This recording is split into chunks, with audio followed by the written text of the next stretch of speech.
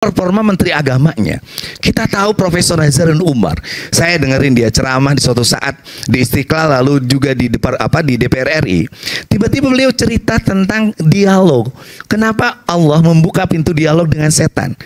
Lalu ada kesimpulan menarik. Kalau Allah aja memberi contoh tahallaku bi akhlaqillah, memberi contoh berdialog dengan setan, kenapa kita tidak berdialog dengan orang yang berbeda, orang yang dianggap berseberangan pikiran dan sebagainya? Coba bandingkan dua anggota DPR RI yang terhormat ini berbeda sekali. Yang satu seorang kiai alim dan pintar bernama Kiai Haji Maman Imanul Haq dari Partai PKB. Satu lagi penyanyi Pasa Ungu alias Sigit Purnomo dari Partai PAN yang songong. Maman Imanul Haq memberi apresiasi tinggi ke Menteri Agama, sedangkan pada Ungu cara ngomongnya saja gak ada sopan juga gestur tubuhnya.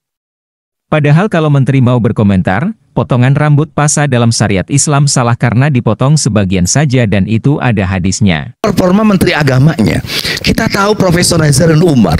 Saya dengerin dia ceramah di suatu saat di Istiqlal, lalu juga di DPR RI. Tiba-tiba beliau cerita tentang dialog. Kenapa Allah membuka pintu dialog dengan setan? Lalu ada kesimpulan menarik. Kalau Allah aja memberi contoh tahallaku bi akhlaqillah, memberi contoh berdialog dengan setan, kenapa kita tidak berdialog dengan orang yang berbeda, orang yang dianggap berseberangan pikiran dan sebagainya? Di bawahnya itu ada Bimas Islam, Profesor Komarudin Amin. Dia ketua ISNU, Sarjana Nahdlatul Ulama. Dengan performa Nahdlatul Ulama seperti ini, lalu merangkul, lalu rekam jejak dan sebagainya, ada optimisme bahwa sertifikasi, entah nanti prosesnya standarisasi, kode etik dan lain sebagainya, adalah sesuatu yang akan bisa menjawab bahwa agama adalah spirit untuk perubahan dan perdamaian, asal diedukasikan di tengah masyarakat dengan dai-dai yang tercerahkan dan tercerdaskan. Itu aja. Oke, baik. Masyarakat kami di reses nanti, Pak. Nah, luar biasa tadi pimpinan sudah menyampaikan, kami harus mengalah dalam tanda petik ini hanya untuk menyelesaikan persoalan yang menurut saya sebenarnya tidak rumit ini. Ini persoalan tidak rumit, Pak Menteri.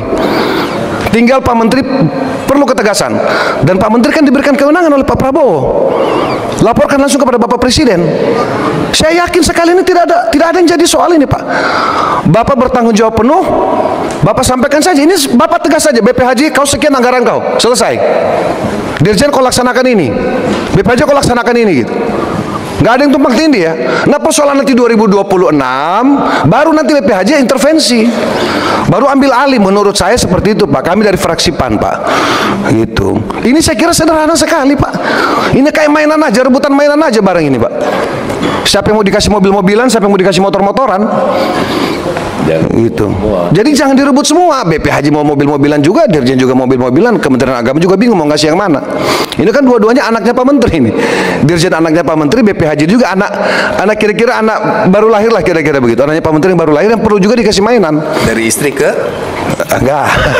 Demikian informasi yang dapat saya sampaikan untuk hari ini. Semoga memberi manfaat. Salam dan doa kami untuk keluarga dalam perlindungan Allah, dalam dekap kasih sayang Rahman dan Rohim Allah Subhanahu wa Ta'ala. Allahumma amin. Terima kasih. Wassalamualaikum warahmatullahi wabarakatuh.